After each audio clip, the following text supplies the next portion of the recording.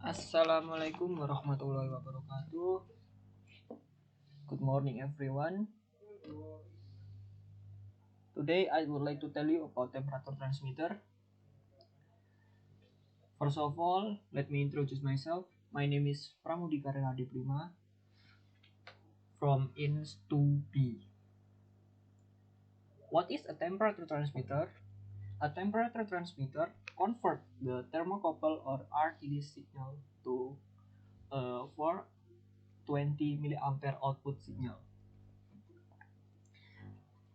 This is one example of temperature control that include first set point, from set point then go to controller, and then go to heater, and then go to reactor, and then go output with sensing element RTD PT100.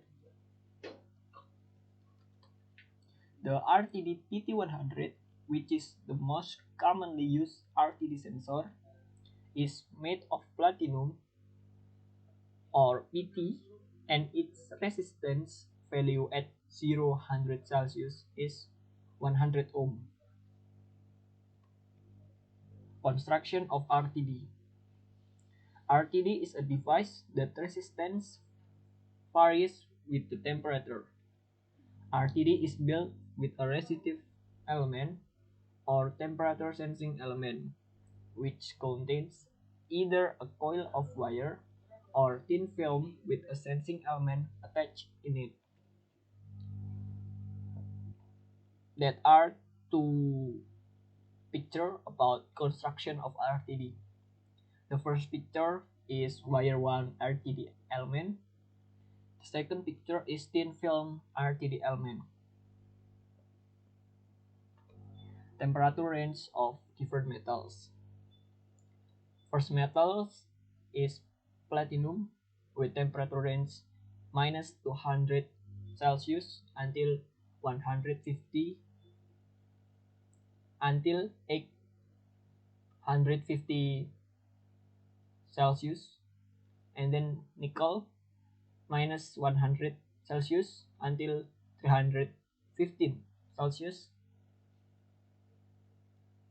The last is copper from minus 55 Celsius until 150 Celsius. The types of material used to build the RTD will determine the temperature range of that RTD sensor. Platinum is the most commonly used metal to build the RTD sensor. Nickel and copper also used sometimes as a resistive element. Working principle of the RTD. RTD sensor works on this basic principle that as the temperature of the metal increase, resistance also increase. The value of resistance measured in ohms and equivalent temperature can be converted based on this resistance value. There are three types of RTD that we know. First is the wire RTD, second 3-wire RTD, and the third 4-wire RTD. Components of RTD sensor. The first, the top of RTD, we usually call that cold end termination, and then process connection to connect cold end termination and sensing element, and then protecting tube. In the protecting tube, we usually know there are insulated leads, and sensing element. Sensing element. This is the actual temperature sensing metal element. And then protecting tube. This tube protects the sensing element from the moisture and outside environment. This protecting tube is made mostly of stainless steel. And then process connection. Process connection includes the standard fitting. And last, RTD sensor wire configuration. RTD sensor is available in 2-wire, 3-wire, and 4-wire. configuration most commonly used is a 3-wire RTD configuration that widely used in industrial application. Last one, advantage and disadvantage. Advantage, good sensitivity, and then linear over a wide operating range,